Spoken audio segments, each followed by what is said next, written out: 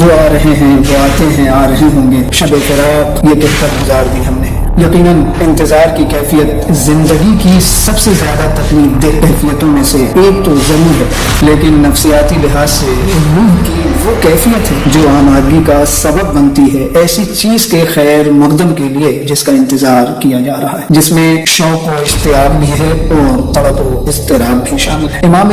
زمانہ علیہ السلام کے ظہور کا انتظار یعنی انتظار فرج کا مطلب وعدہ الہی کے چشم بے راہ ہونے کے ہیں، اس کوشش کے ساتھ کہ اپنی روح اور جسم نیز اپنے گھر و خاندان اور معاشرے کو بھی اس دن کے لیے تیار کیا جائے جب حضرت امام مہدی علیہ السلام کا خورشید عالم تاب طلوع ہوگا اور اس طلوع عظیم کے ساتھ بنی نوع انسان کی حیات کے تمام پہلوؤں میں فراخی نمایاں ہوگی۔ لہذا اس عمل انتظار کو بہترین عمل اور سب سے بڑی عبادت کہا گیا ہے۔ مختلف احادیث اور روایات سے یہ واضح ہوتا ہے کہ انتظار کی مختلف منازل ہیں، جتنی زیادہ آنے والے سے محبت اور دوستی ہوگی اتنی ہی زیادہ شدت انتظار ہوگی۔ بس انتظار کی کیفیت محبت اور دوستی سے مربوط ہے، جتنی زیادہ محبت اور دوستی ہوگی اتنی ہی زیادہ انسان انتظار کی راہ میں مشکلات و آلام اور مصیبتوں کا سامنا کرے گا۔ امام زمانہ عجل اللہ تعالی فرجہ الشریف کے انتظار کی عظمت و منزلت کے لیے یہی کافی ہے کہ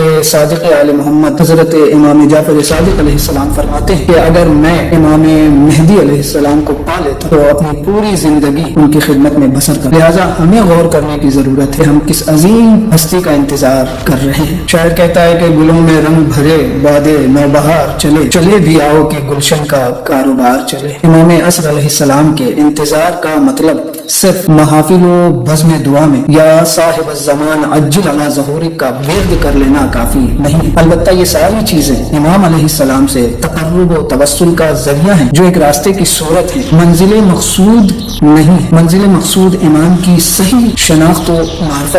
معرفت و شناخت کا حصول عملی جدوجہد ہے۔ امام کے ہر عاشق و منتظر پر فرض ہے کہ وہ موجودہ دور میں اپنی استطاعت کے مطابق امام کے ظہور کے لیے زمینہ سازی کرے اور شہزادی کونین حضرت فاطمہ الزہرا علیہ السلام کے مطابق جو اپنے زمانے کے امام کی معرفت و شناخت کے بغیر مر جائے وہ جاہلیت کی موت۔ شیخ صدوق علیہ رحمہ فرماتے ہیں کہ امام زمانہ علیہ السلام کی معرفت و پہچان کے بغیر ایک شخص مومن کا امام زمانہ علیہ السلام پر ایمان رکھنا بے سود و بے فائدہ ہے۔ کیوں؟ اس لیے کہ کسی شخص کا مہدویت پر صرف اعتقاد رکھنا اس کو کوئی فائدہ یا نقصان نہیں پہنچائے مگر یہ کہ وہ امام کی عظمت و منزلت مقام و مرتبے کو پہچانتا اور زمانے غیبت میں ان کی معرفت رکھتا۔ لہٰذا امام زمانہ علیہ السلام کی ظہور اور آپ کی حکومت کے قیام کے لیے ہمیں میدان عمل میں اتر کر اس کی راہیں ہموار کرنی ہوں گی، خاص کر والدین اور بالاخص ہماری ماں بہنوں بیٹیوں پر اس حوالے سے ایک اہم ذمہ داری ہے کہ وہ اپنے بچوں کی تربیت اس معیار پر کریں کہ وہ وقت کے امام کو پہچان سکیں اس سے پہلے خود۔ لہٰذا امام زمانہ علیہ السلام کے ظہور اور آپ کی حکومت کے قیام کے لیے ہمیں میدان عمل میں اتر کر اس کی راہیں ہموار کرنی ہوں گی، خاص کر والدین اور بالاخص ماؤں پر اس حوالے سے بچوں کی تربیت لازمی ہے کہ وہ وقت کے امام کو پہلے خود پہچانیں اور پھر اپنے نونہالوں کے دلوں میں ان کی محبت ڈالیں اور انہیں یہ بتائیں کہ امام غائب نہیں، ہم خود غائب ہیں۔ ہماری مثال اس بچے کی مانند ہے جس کا باپ اس کی انگلیاں تھام کر اسے کہیں لے جانے کے لیے بازار سے گزرتا ہے مگر بچہ دکانوں کی چمک دمک دیکھ کر دھوکہ کھا جاتا ہے اور باپ کا ہاتھ چھوڑ دیتا ہے۔ جب اسے باپ نظر نہیں آتا تو سمجھتا ہے کہ اس کا باپ گم ہو گیا ہے، اس کا باپ کھو گیا ہے، اس کا باپ غائب ہو گیا ہے، جبکہ حقیقت میں وہ خود غائب و گم ہو گیا ہے۔ انبیاء و اوصیاء